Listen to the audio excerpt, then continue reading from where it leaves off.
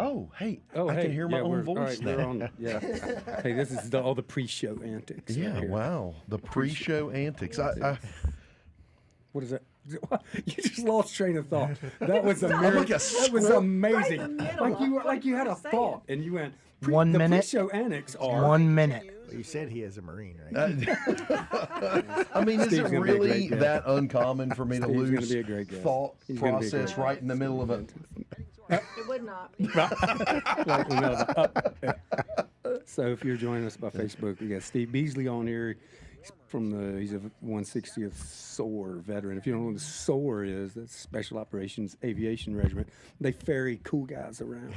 30 That's their seconds. job. So then you don't get to They're ride cool guys who with them. ferry cool Is guys. that- Have you seen the fat electrician on Facebook? Oh, yeah. He Oh, does God, I one love on the fat SOAR electrician. and Yeah. calls us Death's Uber. Death's Uber. Oh my gosh. Hey, we need to save this for this is gold. You got to save that for the radio. Well, I don't know how to unsave it now. Can you just 10 rewind seconds. that? 10 Rewind seconds. We're recording. 5 seconds. 5 Mics seconds are to off. live. You Mics ready, are Missy? off. Performance to the next level. Proud sponsor of Putting the Pieces Back Together. Purple Heart Homes presents Putting the Pieces Back Together, a forum for veterans and the community to connect. Here are your hosts, veterans John Gallina and Brad Borders. Well, welcome to Putting the Pieces Back Together, presented by Purple Heart Homes here on WSIC. That's local starts here. Oh, yeah, I said it. Devin hates it when I say it, right? Because he knows I'm making money. You are not making any money. It's I don't know who when show me the paycheck. I know. I just Well, want to I'm see the waiting. stuff. I don't even. It's in escrow. Escrow. Holding it. Justin is Do you even holding know it what in escrow means? I don't know. It sounds awesome, though. I mean, he is a Sounds so lawyer. It good. does sound like something he'd do. Is It holding does an sound escrow, very doesn't legal, doesn't it? That's Wow. awesome. Well, you're in rare form already this morning. Devin has been forgetting things mid-sentence I today. have so not. I've Brad. just been. Sorry. Awesome. Yeah. Yeah, we have tens of followers and listeners on Facebook, and man. boy, people are starting to trek into this. Yeah, it's me and you. And right? all, Okay. and all of those who don't hear this week's episode are going to be so sorry they didn't. But there's hope. There is hope. Is that a pun? There is that hope. a pun? Yes. There is hope. Where can they Oh find my it, Devin? Where gosh. can they find the show? So, hey, they can find it on Facebook. We have a lovely Facebook stream. If you want to make a comment, we'll answer you in real time right That's there on the right. Facebook. And later, you can find the show on YouTube or X, LinkedIn, WSICnews.com. Oh, yeah. All of those things. And more to come soon, too. And more to come. What are those? NGB TV. NGBN TV. NGBN TV. It's Yeah, I a think that's streaming channel that's going to be on all the Roku devices in the world, evidently. So, Well, we'll any of them that download we'll be the app, ubiquitous. but, We'll yeah. be ubiquitous. So we are really glad that you're listening to the show. We are coming off a major deal here in Statesville, North Carolina. I don't remember anything major. Well, you don't remember anything. You What can't- was that? We had a little thing called the Circus of Military Makeover here in town last week. Oh my gosh, yes we did, and there was Montel and Jen and Art, Man. and we had Art in studio last We week. had Art in studio, and in an upcoming episode, we could have Montel. What? No. They'll just have to tune in to see. Yeah, got to tune in to see. Got to keep That's your right. eye out, and so. But it was a really amazing transformation of Jared and Cindy Bowman's home. They finished it on time, and they got to move back in their home. And I just saw Jared today. Jared is one of the mentors at Veterans Treatment Court, and he was with. I just came is over here from there. amazing. And I said, "How are things back to normal?" He said, "Yes, normal." I said, "Well, what's normal for you with 4 little girls?" And he said, "Well, you know."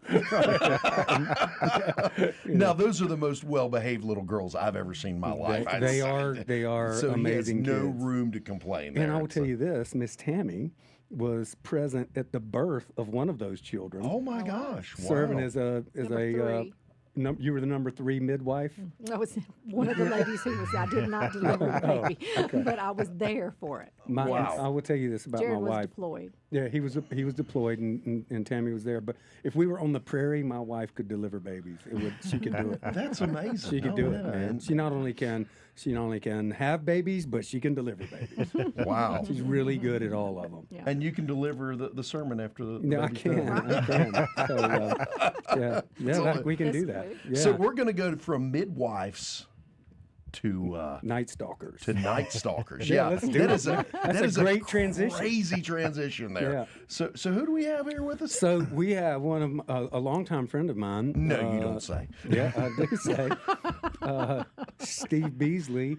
And we met through Reboot Combat Recovery course a few years back, and turned out we shared some common ground with some folks and from the units that we served in the Army, and developed a friendship over that. And we just got reconnected a few weeks ago, and Steve's been on some adventures. And I've been on a few adventures since. It's been been a really good time.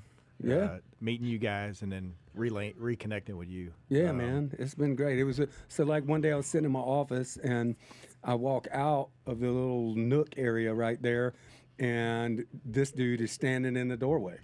Right, just standing in the doorway, he was like, "You don't even recognize me." and like the last time I saw him, he was not in his full-on glory of retirement beard. Oh yeah, And, that's quite a transition Yeah, to see. and I went, "Oh my gosh!" Right? I don't think I said it quite like that. I think there was some that's the FCC radio-friendly version. Yeah, that was the Oh, yeah. radio-friendly version. But yeah, it was really good to see you. So Steve Beasley, welcome to the show, and Appreciate it. we're really glad to have you here today. And typically the way we do this, and we have a lot of veterans on the show, and if you would just kind of give our listeners sort of an idea of what, hey man, how did you get involved in the military? What was that? What motivated you, and how did you get there? And then we'll get on to what you did. Well, I grew up in a pretty patriotic family.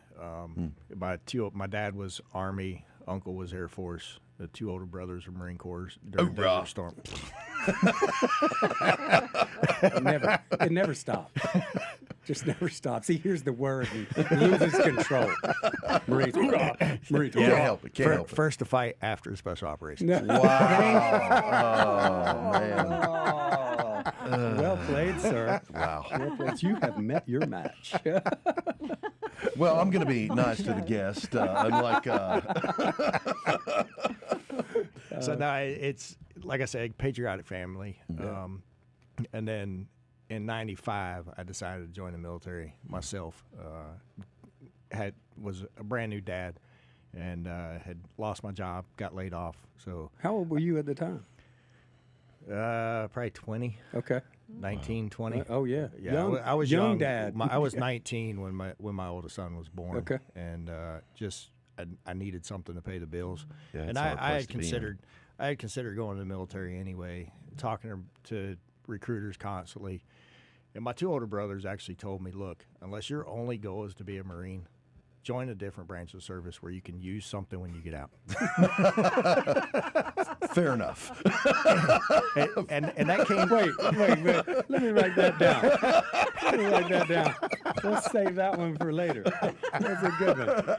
However, they still both of them give me crap about being an Army, and Army stands for ain't ready to be a Marine yet, according to them. And I told them once they've gone through selection and went through SEER school, then they can come back and talk to me. Yeah, there you go. There you go.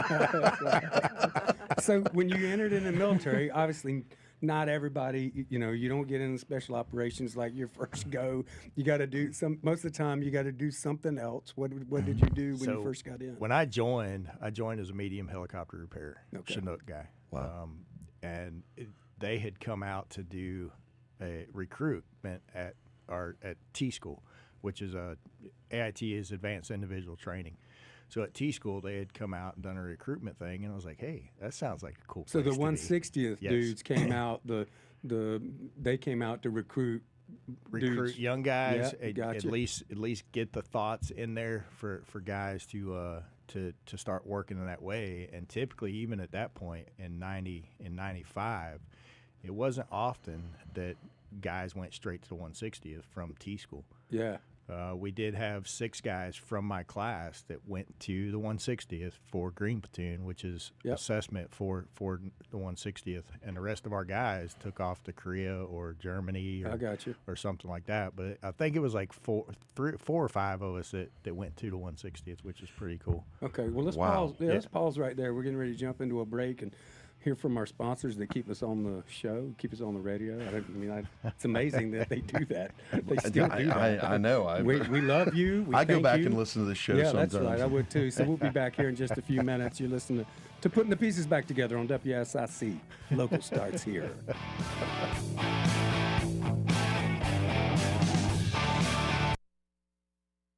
Putting the Pieces Back Together. We'll be back with more of John Gallina and Brad Borders after these messages from 105.9, 100.7 WSIC. Oh, we're back and our microphones are on. And so we were. What? You have to look at Joel Dalton's Did you look at Facebook? What did he say? Please look at the comments. You should look at Facebook. What did he say? It says Devin's head is blinding. Yeah, that's what it says. That's a social media clip right there. It is shining. Gonna have to. Oh, he turned it up. I didn't know you could do that. Did you put some? It is shining. You should put some beard oil on your skin. It's just naturally like that.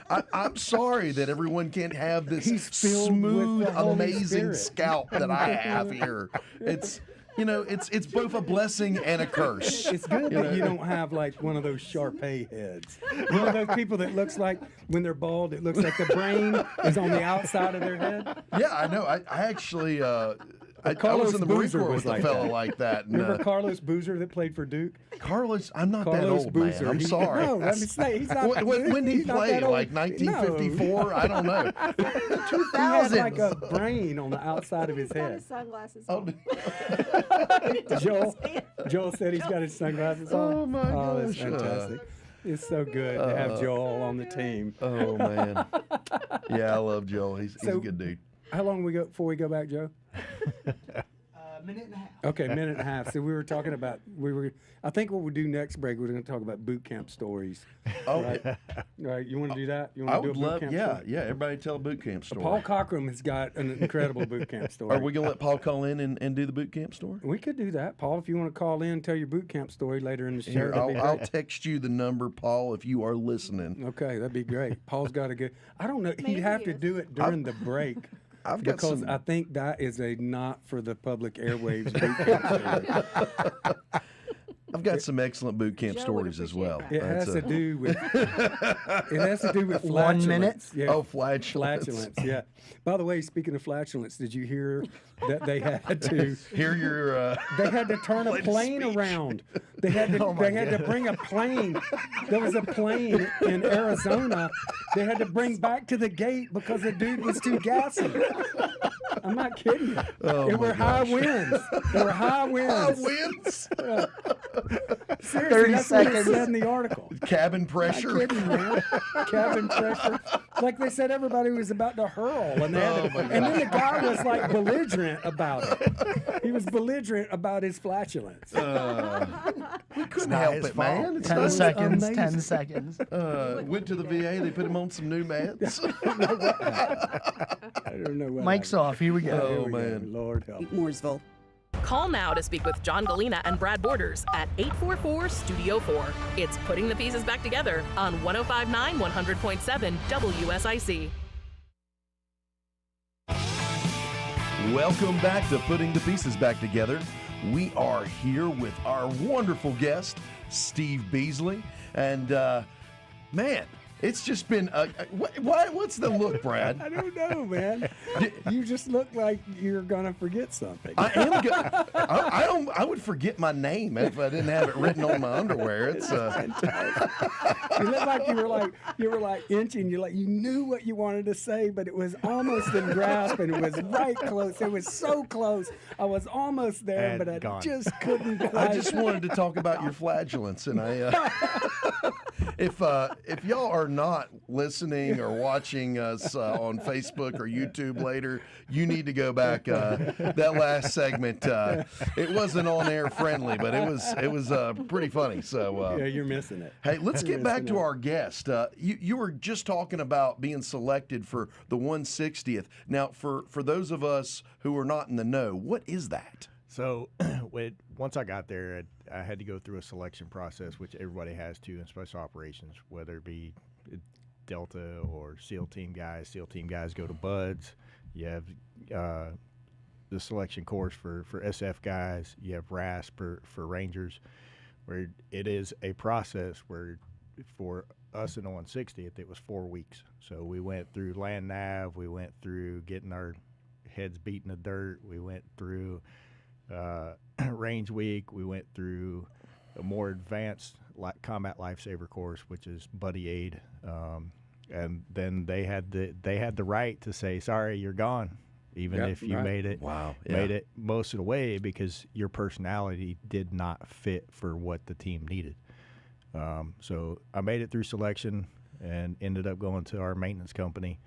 The day I signed into our maintenance company, we had an aircraft that had crashed the night before, just outside Fort Campbell, Kentucky, that killed everybody on board. Oh my gosh! It was a snowy night. So my first interaction within the regiment after selection was my first sergeant looking at me and say, "Go sit in the break room. Somebody will get with you eventually." Yeah, right. Wow. So yeah, in inherently dangerous business.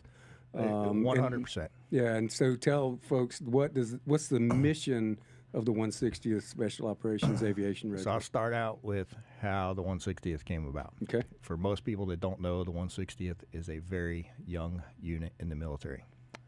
Back in 1980, Operation Eagle Claw was a fail. We were trying to go in as Americans and rescue hostages in Iran, and the mission failed. So Special Operations as a whole said we need rotary wing asset personnel that can do what we need them to do when we need them to do them. So in 1981, the 160th was stood up. We had taken, the 160th took pilots from 101st, 158, a couple different units, and applied them to do the job that we needed done for Special Operations. All of our pilots to this day are 100% have to assess. They have to put the packet in, be approved, come do a basic assessment. 100% volunteer unit for pilots. Wow. I had the opportunity to fly with some of the best in the world. Hands down, the best in the world, rotary wing pilots. We didn't take on anything.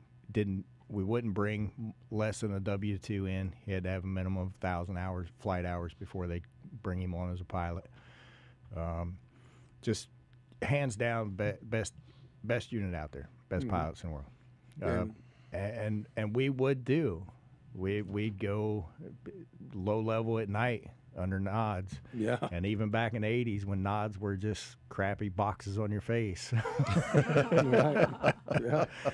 And they've changed a good bit to this day, where you get more clarification as far as walking and flying with them.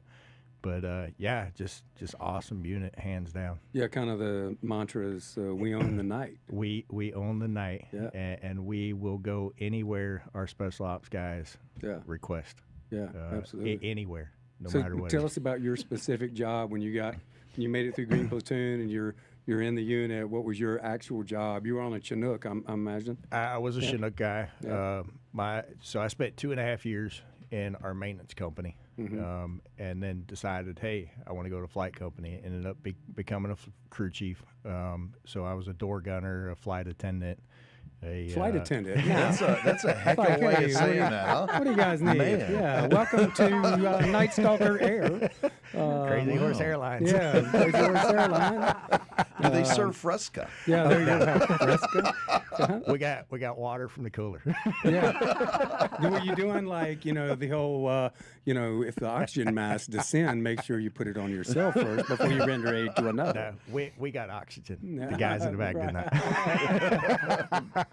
Fair enough. Yeah. So you entered in the military in 1995. When did you become a crew chief? I went to A Company in 98. And for our flight companies, we also had an additional assessment program where we had to assess for the flight company, which was a push-ups, it was a typical PT test with the addition of pull-ups and then a Navy Class 2 swim test. Oh, okay.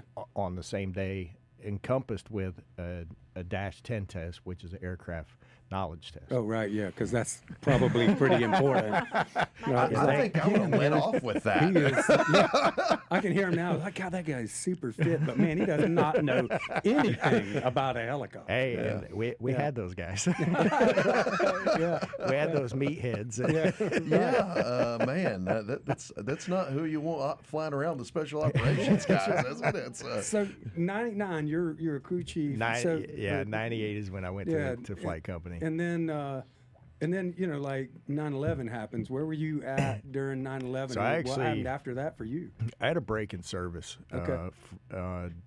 I got custody of my two boys December of 2000. Mm-hmm. September 2000 when I got custody. So I got out in December of 2000. I was supposed to go to Korea with we had stood up a small task unit to go to Korea and work there for a couple years, Echo Company 160. Was supposed to go to Korea with them. I obviously ended up getting out because I got custody of my kids and the way the divorce papers were written. If I had to take an overseas assignment or deployed, my ex got kids back. Right, yeah. Oh, man. Based on the situation, I was like, nah, it's not happening. So I was actually working at the airport here in Statesville when September 11th happened. At our airport? Yes, I was. kidding. Wow. Regional airport, working on airplanes. Wow. And 9/11 happened. We were sitting there just in the hangar, leaned up on the toolbox, chatting it up. First aircraft hits the tower, and I was like, air traffic controller really screwed up. Yeah. No Oh, wow. Yeah, no kidding. no That's kidding. What I thought. Yeah. And then when I heard the second one happen, my first phone call was to my brother. He worked with Iredell County Sheriff's Department at the time. And I called him. I'm like, hey, what's going on? Yeah. It was a little bit more colorful than that. Yeah, right. Yeah. Thank you for being radio friendly. Awesome. Most of Brad's guests aren't. He's one of my guests, right? I said most of them. Okay. I was giving Thanks, him Steve. props for both knowing you and being. I'm sorry, I didn't mean to interrupt you. So then I called back to A Company where I was assigned when I was in the 160th, and I told my buddy Dauber answers the phone. I'm like, hey, dude, you guys keep your heads down. Mm-hmm. Yeah. I'll see you when I can see you. Right, yeah. Man. That afternoon, I left work and I went to the recruiter's office. Oh, yeah, sure. Yeah. I went back in the Army right now. Yeah, yeah. And so there were some things that had happened in conjunction with that. Because I was a single parent, had some things that we had to work out. But he's Family care plan, yeah. all of that stuff. But I ended up back in the service on August 28th, my ex-wife's birthday of 2002. Okay. I went straight back to the 160th. So it was less than a year after 9/11. You were back in. I was back in the Army less than a year after. So the guys at the 160th, they helped me out tremendously. Yeah, sure. I called one of my former flight engineers. I'm like, hey, I'm coming back in. Do I have a job? Yeah. He's like, if I have to fire guys, you have a job. That's Wow, awesome. that's amazing. So I had the regimental sergeant major on speed dial. Right, yeah. Like, hey, boss, I'm coming back. Had a couple other guys that they were pretty well to do at the time, and within a year I was back in the 160th, same unit, same company, same rank, same aircraft. The Okay. guys that It's like worked you've for never me, left. it was well. So our level of seniority. So the guy that worked for me when I left, now I worked for him. Right. Yeah. So- You took some time off and he moved up. Yeah. Yeah. Yeah. Well, we're getting ready to go to a break here in about a minute or so. And I want to pause right there because, obviously we're going to lead into, some of the stuff that I know about you and your time serving and missions that you were on, and we'll talk about some of those. But where I kind of want to go, and typically what we do on the show is we talk about, what we did in service, but then, that transition piece can be a little rocky, right? yeah. And so that's kind of where we want to get to by the end of the show, so that we can talk about that. And I do know this, and just hearing that story about the community is, that kind of thing happened to me. I was out of a job one time, and I called a dude, and he was like, "Hey, why don't you come on back down here?" And then next thing I knew, I was back down there, right?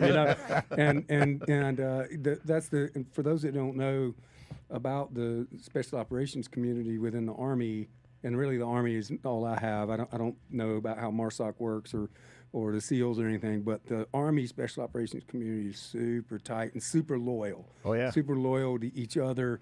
And you're just listening to a story about that, right? If you earn that respect, you're that's right. It's like a brother. That's exactly right. Hey guys, we're going to put a pause in it right there. You've been listening to Putting the Pieces Back Together on WSIC. Local starts here. You're not getting paid.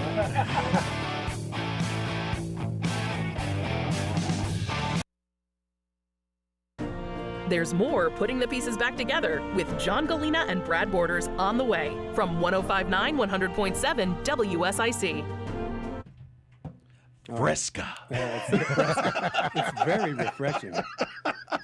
That's why they call it Fresca, because it's very 4.5 minutes. refreshing. So what has Joel said now? Nothing. Nothing. I'm disappointed. That's it. I'm so disappointed. He Did said it Cochran all. call in? No, I don't think so. All right, so I will highlight Paul. I mean, I'm not going to steal his You thunder. can't take I'm Paul's not gonna, story. I'm just going to tell you the name of the story. Oh, okay. And Joe's holding up a finger.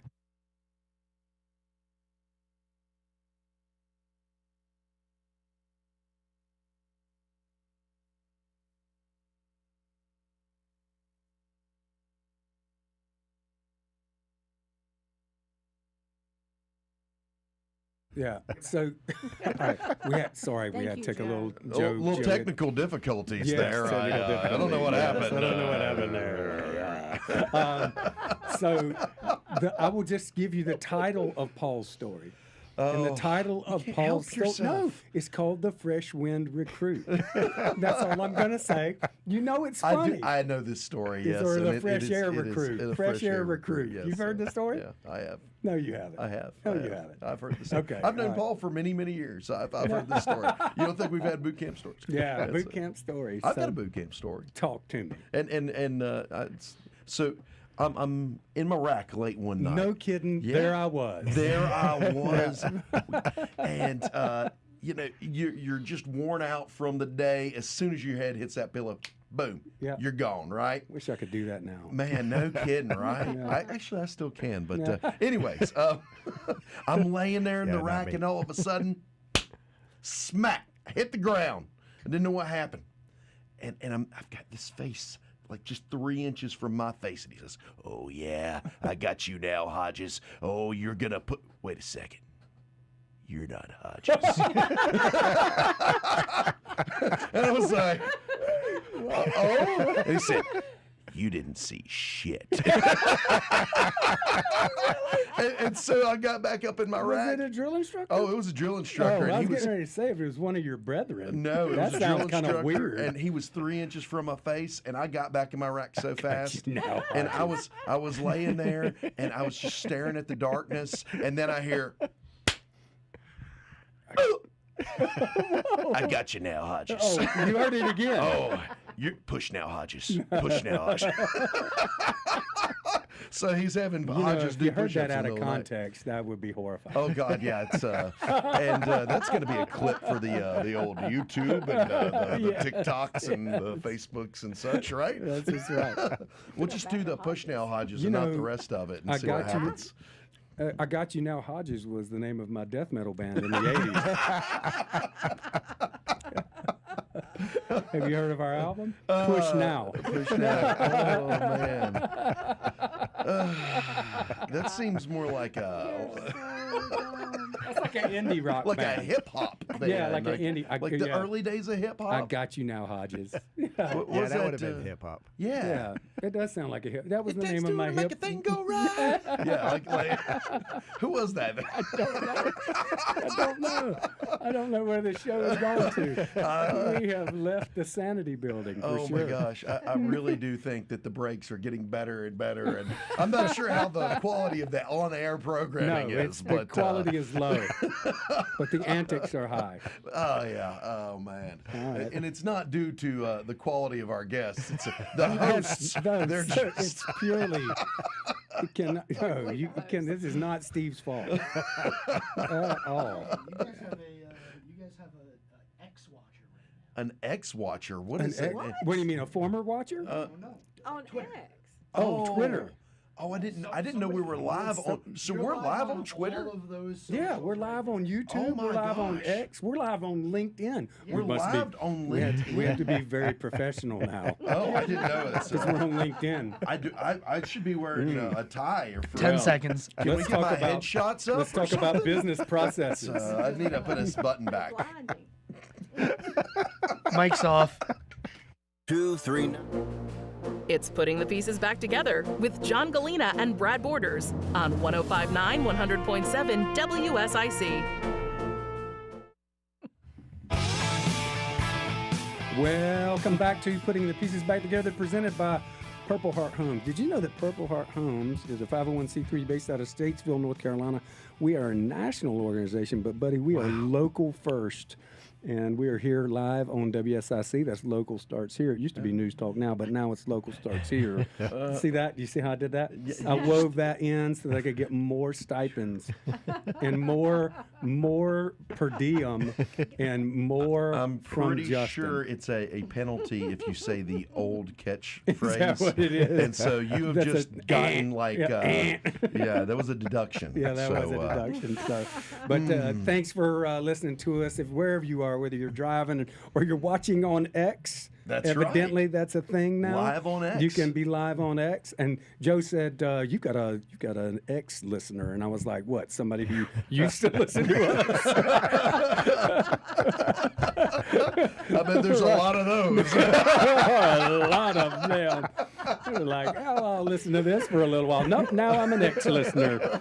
So, yeah, we just found out that we're live on LinkedIn. Yeah, I had to button an extra button. Yeah, that's just right. 'cause We had to it's a little start more talking about professional. business processes at that point. So, Man, that's we have an incredible guest, our friend Steve Beasley, veteran of the 160th Special Operations Aviation Regiment, and riding around in Chinooks all over the world, taking cool guys to do cool things. What did you say the fat electrician called y'all? Yeah. Death's Uber. Man, that's a cool name. Well, that's what they do, man. That's what they do. Yeah. Yeah. Steve's been telling us about how he joined the military and how he got into the 160th. And then we talked about 9/11, you know, kind of that defining event for all of us that have served during this time period. And then now we're up to about 2002-ish time frame, and he's gotten back in after taking a break in service, and now you're a crew chief back I'm on a crew chief and just crewing Chinooks in Yeah. bad guy land, and just back where I really love being. Yeah. Like we were talking about, the community is just so wonderful to be a part of. Yeah. So first deployment was to Afghanistan. It's funny, me and the wife were talking at the time, my wife then, we were talking, and we knew things were going south in Iraq. Yeah. And to prevent OPSEC violations when we were overseas, it was one of those things that if I called her and told her we were having onions for supper, I was leaving Afghanistan to go to Iraq. Right. Yeah, there you go. She hated onions. Yeah. Even prior to that, that's why it was we're having onions for supper. Right. Oh man. So February of 03, I left Afghanistan and went to Iraq. Initial push in Iraq. The first week of April, we hit Haditha Dam with the Rangers. I was hanging out as QRF that night, and they started taking some pretty heavy stuff on the dam. Had some major Kazovacs. The one guy took shrapnel to his face on sitting up there, and then that night we had major car bombing on the dam itself. So we had to go pick 10 guys up from that.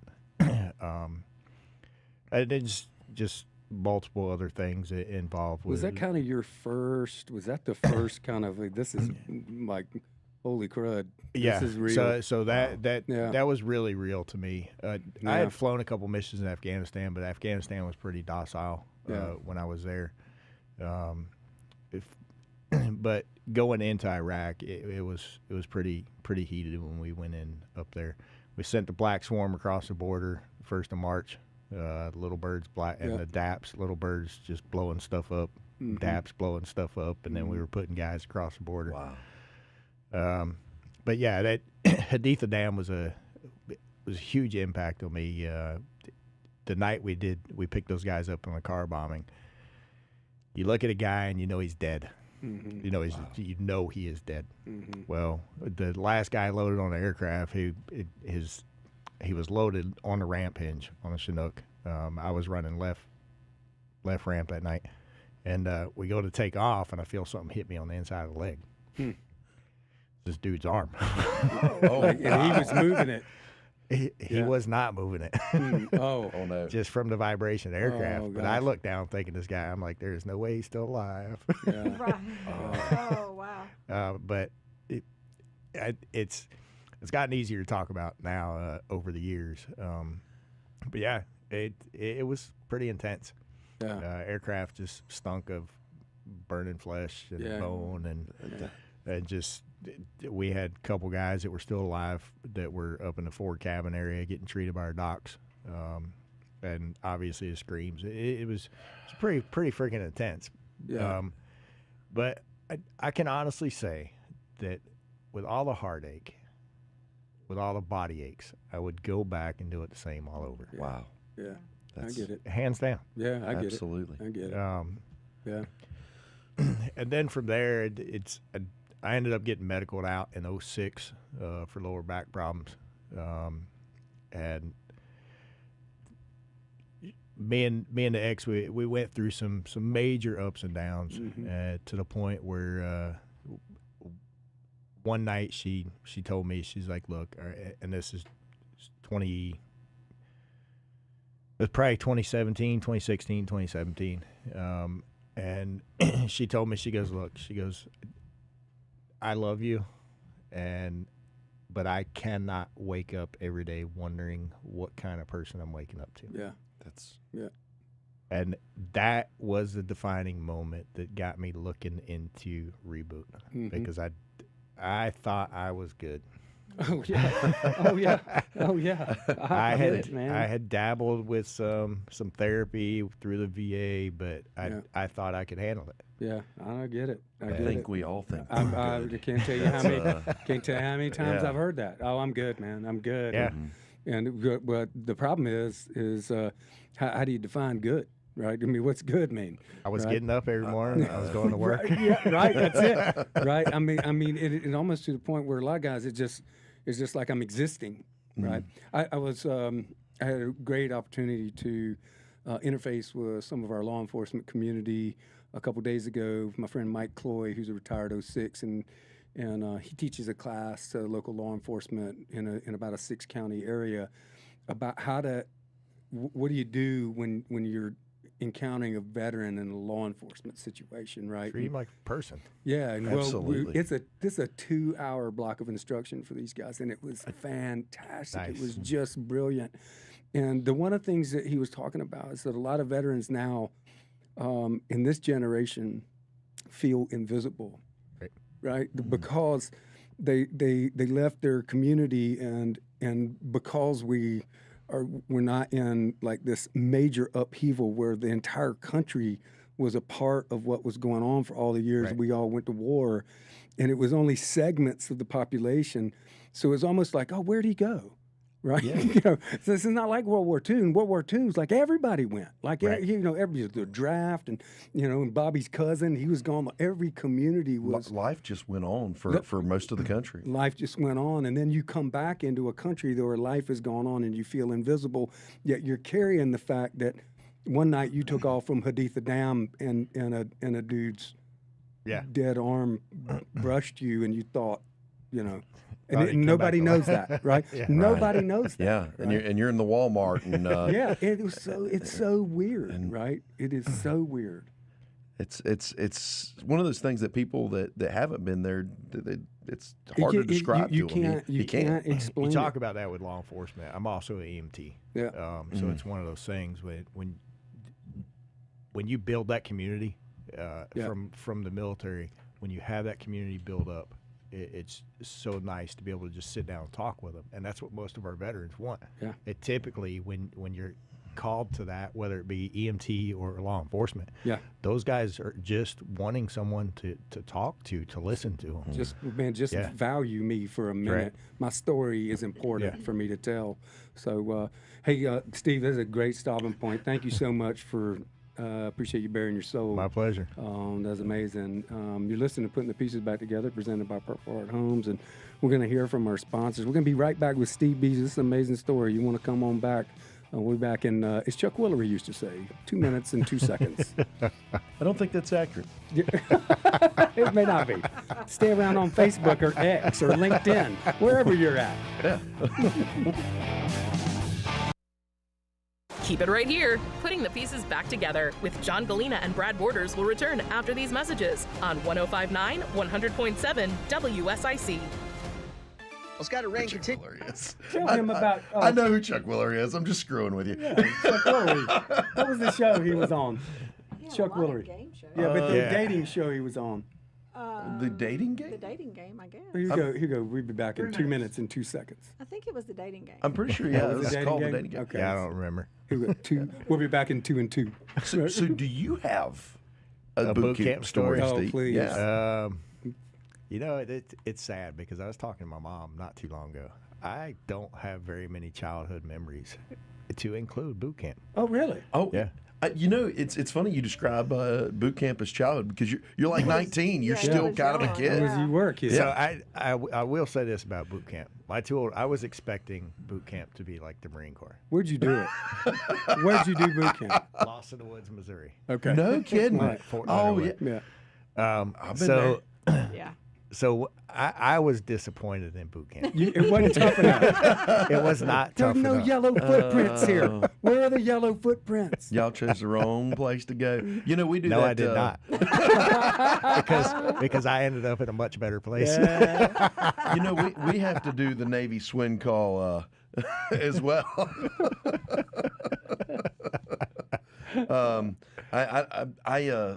I got the second highest qualification for swimming you could get. I thought you were going to say the second highest qualification for voice volume.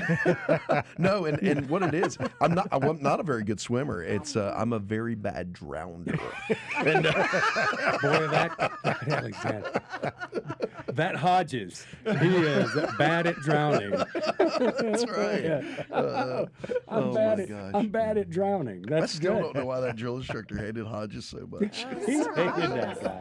Poor Boy, guy. yeah, I'm going to get a T-shirt that says "Don't be Hodges." Don't be Hodges. Oh gosh. I just kept my mouth shut. 1 and did minute. what I was supposed to That's do. right. I was determined that when I went to my OBC that the platoon sergeant would not know my name, and I screwed something up in the first 5 seconds broken. I was there, and he was like, "What's your name?"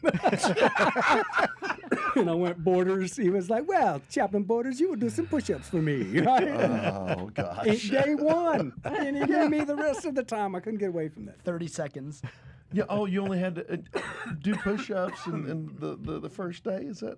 No, I had to do them the rest of the days. Oh, okay. I got busted day one, 5 minutes in. So only if you get busted in chaplain boot camp do you have to do push-ups. No, you're not hearing me. Oh, I'm hearing 10 you. seconds. I had to do push-ups the whole time. The whole time. Because you wouldn't stop talking. No, Mike's I off. actually Mike's messed off. something up. back to Putting the Pieces Back Together with your hosts, John Gallina and Brad Borders, on 105.9 100.7 WSIC.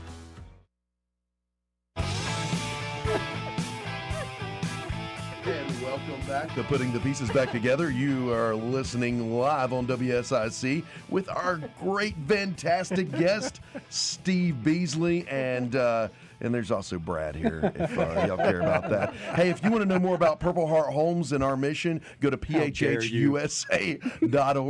And if you've missed any part of this broadcast, you can go back on Facebook, YouTube, X, LinkedIn, WSICnews.com, and get the rest of it. Yeah. Okay. I don't know why I went on that little tangent. That was impressive, though. It was as if there were a card in front of you with all of those things on it. No, I don't know what you're talking about. Submarines can read? No, that's right. Sometimes. Sometimes. Short words. X is their favorite word. Yeah. Yeah. And, that's awesome. I struggled with that one for a second. Lord help us. Hey, so you've been listening to the show all day long. We've had Steve Beasley on here. Steve served in the 160th, the Special Operations Aviation Regiment within the U.S. Army. The Uber for death dealers. Death's Uber. Death's Uber. They ferry the cool guys around the battlefield, all the Tier 1 units, SEAL teams, MARSOC, Delta, SF, and it's a critical job. It comes with a lot of danger. Anytime you're flying a thing that doesn't look like it should fly. If you've ever seen a Chinook, and you go, how does that even work, right? I mean, it's just an amazing aircraft. Even as a crew chief, we're like, how does it work? You're a little skeptical every time you get on there. Actually, no. I only thought I was going to die once in a Chinook. Right. Really? And that was coming out of Baghdad International. We hit some really crappy winds and lost all lift under our rotor system. That's pretty important. Yeah, that's pretty important. And yeah, it's scary. Yeah. When a Chinook goes quiet. Yeah. They're loud. Oh yeah, they're pretty impressively loud. Yeah. No rotor noise, no engine noise, no transmission noise. Just Yeah. I ain't got nothing on a Chinook in volume. That's it. No, that's exactly right.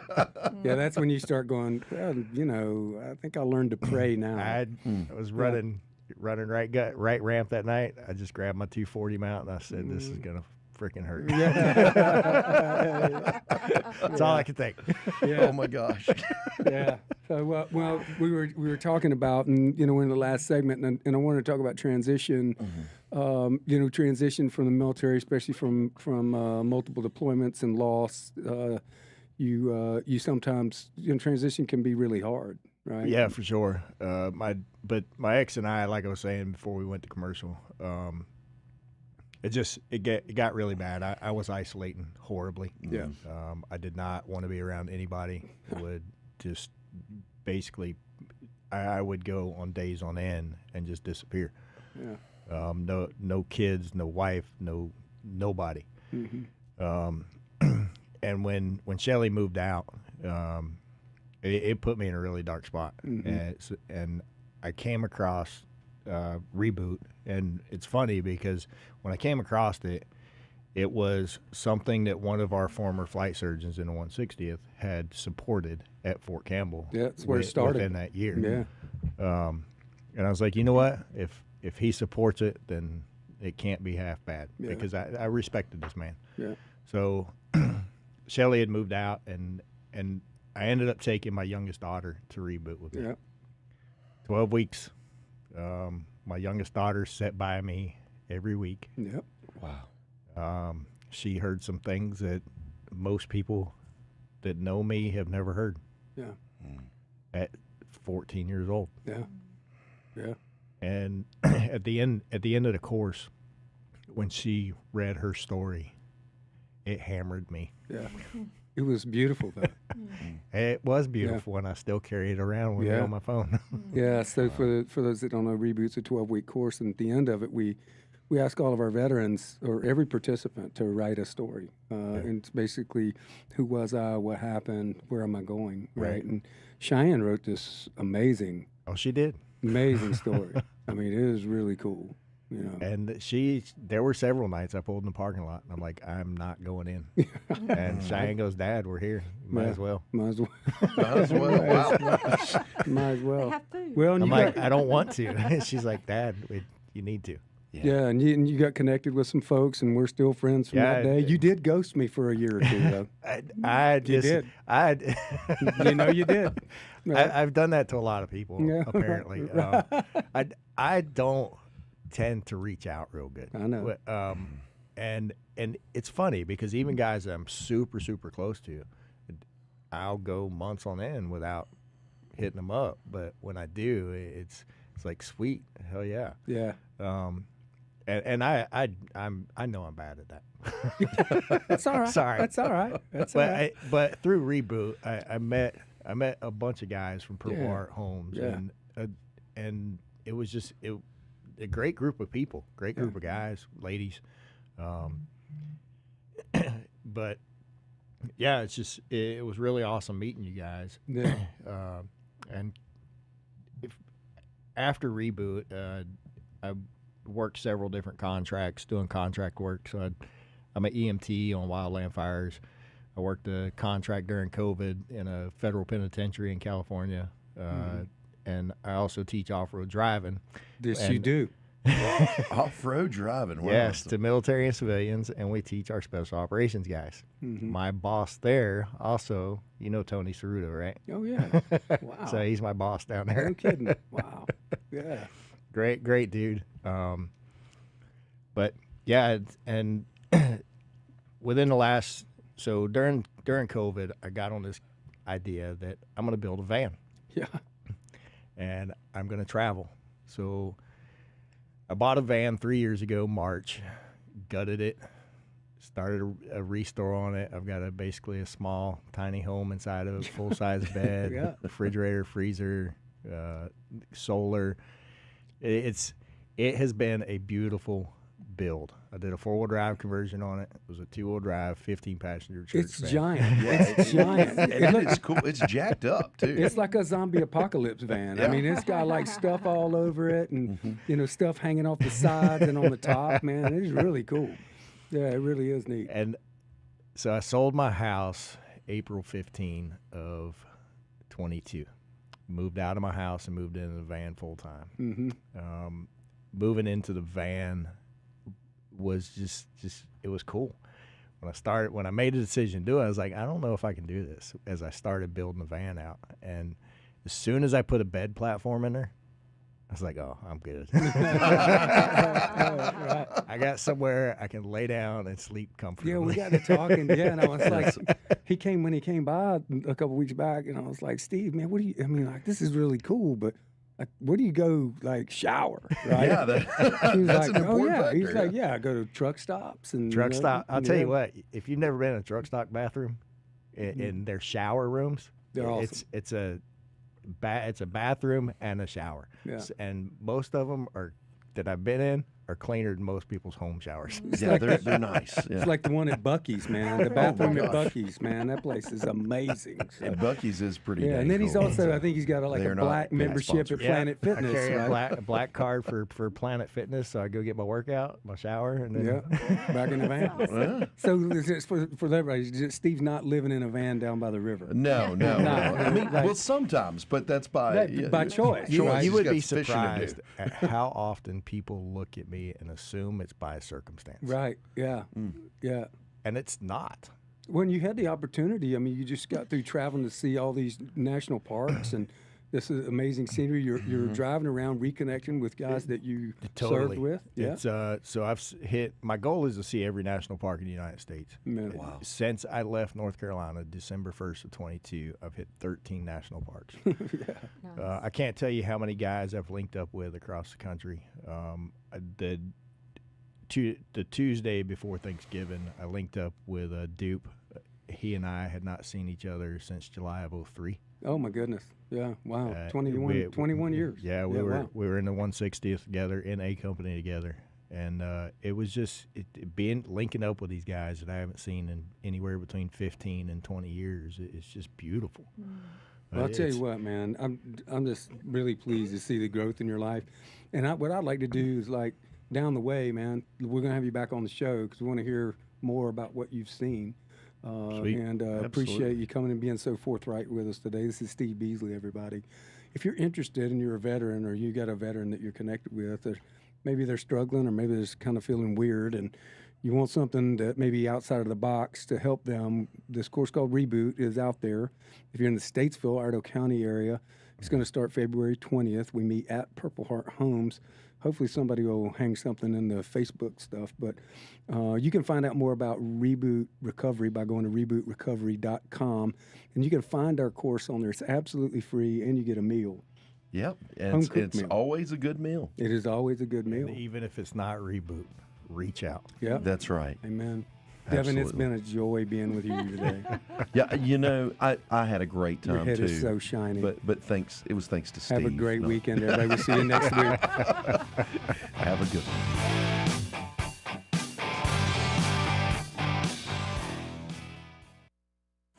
You've been listening to Putting the Pieces Back Together, brought to you by Purple Heart Homes.